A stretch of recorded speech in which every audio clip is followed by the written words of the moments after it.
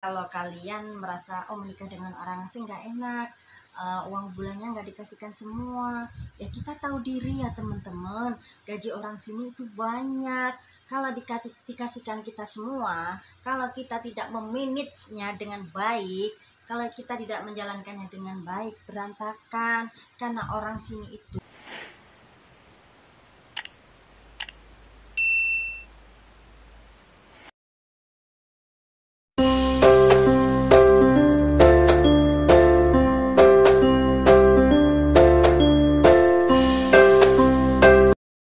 Assalamualaikum warahmatullahi wabarakatuh, teman-temanku semua. Jumpa lagi bersama kami keluarga Blasteran di Taiwan.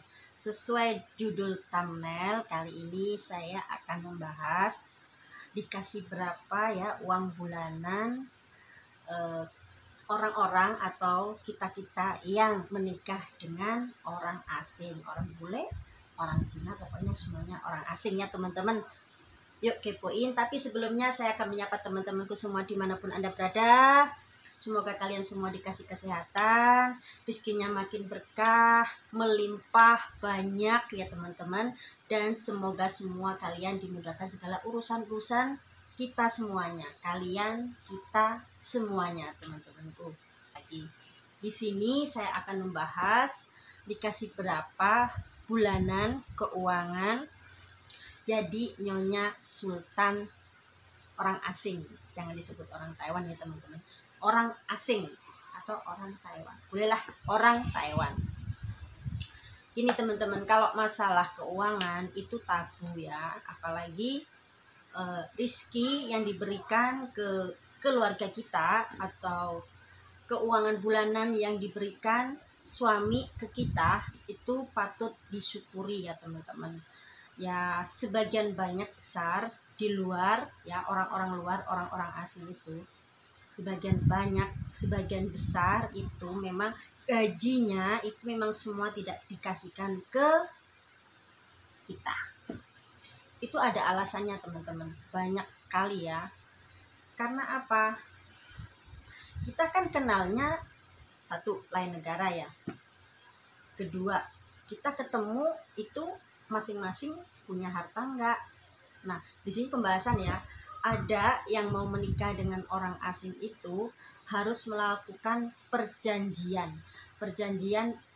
Sebelum nikah mereka itu membagi harta gono gininya, membuat perjanjian di notaris kayak gitu ya teman-teman. Jadi sah, itu ada notaris tersendiri, kita harus membuatnya. Jadi kalau suatu saat nanti kita kalau terjadi apa-apa, misal kalau cerai, naudzubillah ya, misalkan cerai, jadi harta yang sebelumnya kalian menikah itu, nah itu bukan milik saya, misalkan saya cerai sama, misalkan saya cerai dengan suami saya, terus harta yang dulunya sebelum saya ketemu suami saya itu saya harus memilikinya separuhnya atau gimana, berapa persennya seperti itu tidak. Nah mereka karena sebelumnya itu melakukan perjanjian teman-teman. Nah di sini masalah bulanan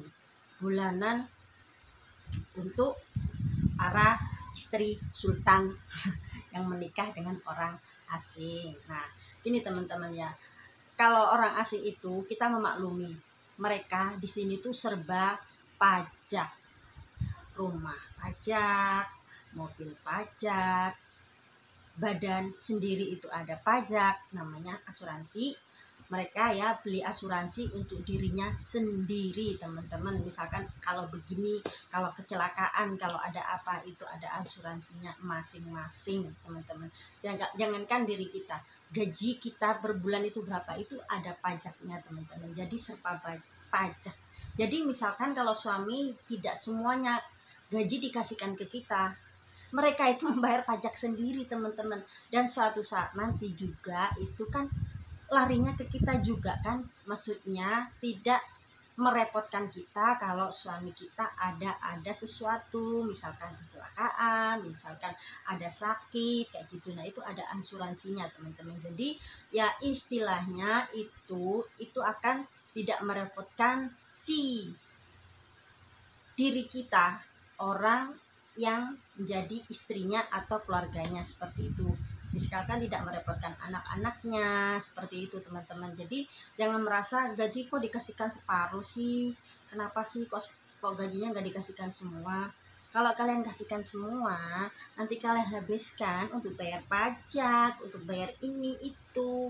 Nah terus gimana? Karena orang-orang asing itu semua ya teman-teman, kebanyakan mayoritas itu bayar pajak, asuransi, dan asuransi pun itu juga tidak cuma satu. Kadang mereka beli asuransi 2 sampai 3 teman-teman. Ya untuk melindungi mereka diri sendiri hari tua mereka. Seperti itu. Makanya sekarang di Indonesia pun juga banyak ya beli asuransi buat sekolah, asuransi kesehatan,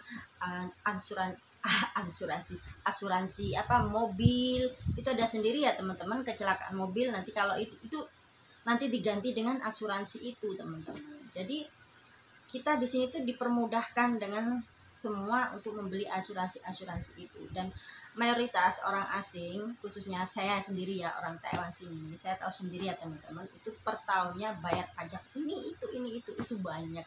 Jadi kalau misalkan para ibu-ibu sultan yang menikah dengan orang asing, jangan merasa kita gaji semua itu tidak diberikan pada kita. Kita harus memaklumi ya, apalagi saya punya anak, suami saya mencukupi anak saya 2 sekolah, makan, mencukupi saya semua di rumah ini.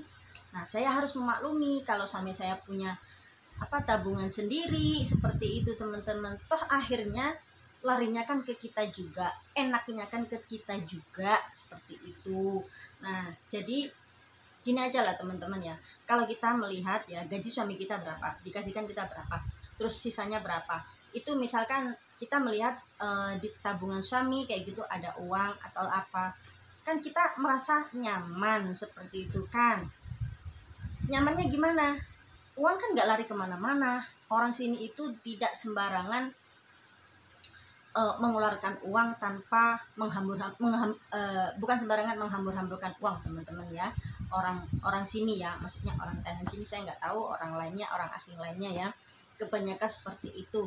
Jadi saya merasa tidak khawatir ya, walaupun suami saya menyelipkan sedikit gajinya untuk mereka, untuk dia tabung sendiri, untuk apa, saya tidak khawatir karena suami saya itu fair, tahu. Jadi dia punya tabungan, punya ini, ya udah kan uang itu kan larinya tidak kemana-mana, seperti itu teman-teman. Kita tahu, apalagi yang pegang keuangan itu saya pegang semuanya teman-teman, tetapi semuanya itu harus ada jalurnya.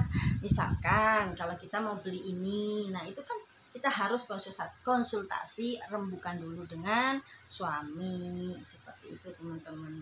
Jadi nggak seenaknya di sini teman-teman, kayak di Indonesia kita dikasih uang seberapa terserah kita gini-gini. Tidak, kalau di sini walaupun diserahkan kepada saya itu harus nulis bayar ini. Kalau uang belanja makan saya nggak pernah nulis teman-teman, karena prediksi uang bulanan untuk makan itu sekian, itu sudah ada. Jadi saya tidak menulisnya. Karena apa? Sayur setiap harinya itu kan nggak sama teman-teman, belinya juga tidak sama, satu tempat pun juga tidak sama, pasti selisih. Masa sih ditulis? Kan enggak. Jadi dimayoritaskan sekian, 1 bulan pengeluaran untuk makan sekian, seperti itu. Jadi tidak perlu ditulis. Yang ditulis itu ya teman pokoknya aja, seperti pajak mobil, pajak rumah, pajak badan, sekolah anak-anak, bayar les anak-anak. Nah seperti itu harus ditulis karena pokok besar-besarnya, seperti itu teman-teman. Oke, jadi prinsipnya di sini memang ya, gaji orang asing tidak sepenuhnya dikasihkan kepada si istrinya, si nyonya nyonya sultan. Anggap aja nyonya sultan kan, perkataan semua itu adalah doa ya teman-teman. Siapa tahu benar-benar jadi istri sultan Taiwan. Cukup di sini ya teman-teman ya, klarifikasi untuk pembahasan tentang bulanan uang belanja istri sultan di Taiwan. Jadi jangan salah paham ya teman-teman, kalau memang ya di sini itu kebanyakan istri-istri si sultan yang menikah dengan orang asing, orang Taiwan. Saya bilang orang Taiwan aja ya, saya nggak mau bilang orang lain. Orang Taiwan itu memang ya harus kerja untuk cari tambahan, itu ya harus kerja dimanapun ya, apalagi sekarang semua butuh uang, ya harus kerja, harus punya inisiatif sendiri lah teman-teman untuk membantu suami, untuk keperluan kita sendiri ya teman-teman. Jadi ya kayak gitu teman-teman ya. Kalau kalian merasa menikah dengan orang asing nggak enak, uang bulannya nggak dikasihkan semua, ya kita tahu diri ya teman-teman, gaji orang sini itu banyak. Kalau dikasihkan kita semua, kalau kita tidak memanagenya dengan baik, kalau kita tidak menjalankannya dengan baik, berantakan. Karena orang sini itu banyak pembayarannya, ya pajak ya gitu-gitulah teman-teman, asuransi apalah itulah. Nah, bagi yang Anda di luar sana tidak tahu menahu tentang hal ini, cukup diem. Karena hidup di luar negeri itu beda ya teman-teman sama di Indonesia. Oke, cukup sampai di sini pembahasan kali ini. Kita lanjut lain hari dengan part yang lain ya teman-teman. Untuk komen dan saran kalian bisa tulis di kolom deskripsi. Nah, bagi yang tanya, Mbak kerudungnya kok bagus sih? Ini instan ya teman-teman, sesuai seminggu yang lalu saya kan pernah up gitu ya. Itu Anda bisa langsung hubungi di situ atau langsung ke FB saya tulis di kolom deskripsi. Itu bagus banget tuh. Ini ada labelnya sini ya teman-teman, khusus ini. Itu langsung instan ya teman, dan ini kainnya itu lembut banget teman-teman. Cakep kan? Ya memang cakep sekali teman-teman. Oke, terima kasih teman-teman. Jangan lupa like, komen, dan subscribe-nya. Karena subscribe itu gratis, komen itu gratis, like itu gratis. Pokoknya serba gratis teman-teman. Terima kasih, saya undur diri. Wassalamualaikum warahmatullahi wabarakatuh. Dadah.